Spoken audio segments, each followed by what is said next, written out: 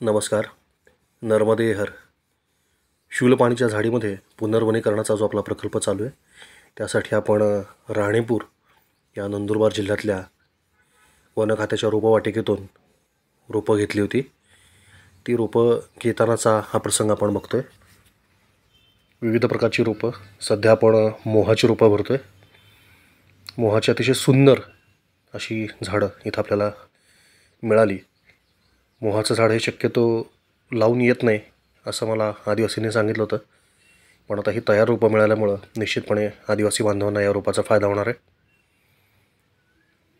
मोह असेल, बांबू असेल, चिंच, आवळा, शिसम अशी काही उपयुक्त वनस्पती आपण इथनं घेतल्या. बेल घेतला, बोराचं झाड, पिंपरी, हे बांबू आपण बघतोय.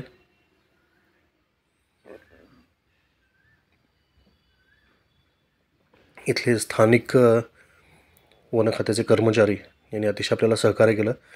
विशेषतः हे जे आहेत ना, देवीदास दादा यांनी आपल्याला खूप मदत केली आणि त्यांच्याबरोबर अजून एक जण होते.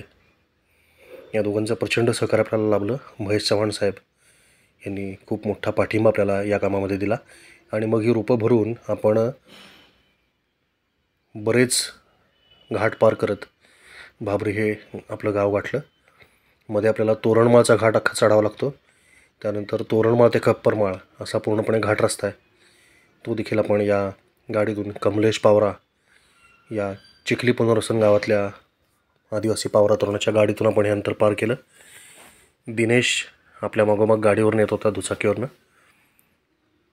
त्यानं घेतलेलं हे चित्रीकरण आपण बघतोय. ही हिरवळ आहे तोरणमाळच्या घाटातली. खप्परमाळच्या जंगलात मात्र अशी हिरवळ दिसत नाही आपल्याला. ती करण्यासाठीचा सगळा प्रकल्प सुरू आहे. आपण बघताय की या घाटातनं आपण आता निघालेलो आहोत भाबरीकडे आणि मोठ्या प्रमाणामध्ये ही तयार झाडं मिळाल्यामुळं ग्रामस्थ देखील खूप खुश होते. ग्रामस्थांमध्ये वृक्षारोपणाचा मोठा उत्साह निर्माण झालेला होता आणि बीजगोळे आपण जसे फेकले त्याबरोबरच वृक्षारोपण देखील आपण थेट वृक्ष आणून दिल्यामुळं अशा पद्धतीच्या वृक्षसंरक्षक जाळ्या बनवण्याची मोठी मोहीमच ग्रामस्थांनी हातामध्ये घेतली. आपण या प्रत्येक जाळीपोटी 40 रुपये आपण या ग्रामस्थांना दिले. 10 रुपये खड्डा काढण्यासाठी, 40 रुपये जाळी बनवण्यासाठी आणि त्यासाठी आपण त्यांच्याकडनं 50 रुपयाला एक याप्रमाणे बांबू विकत घेतले. ते जाळ्या बनवण्याचं काम आपण बघू शकताय आणि त्यानंतर प्रत्यक्ष लागवडीला सुरुवात झाली आणि त्याच्या सुंदर अशा पद्धतीनं हे वृक्षारोपण केलं. त्यासाठी गावातल्या तरुणांनी, आबालवृद्धांनी सर्वांनीच खूप मोठं सहकार्य केलं, खूप मोठी मदत केली. सगळ्यांच्या प्रयत्नातनं, सगळ्यांच्या कष्टातून हे काम उभं राहिलं आणि आपल्या वाचकांच्या मदतीनं या बाळगोपाळांना आपण सुंदरसा खाऊ देखील शेवटी दिला आणि नर्मदा मातेच्या कृपेनं हे वृक्षारोपण संपन्न झालं. नर्मदे हर.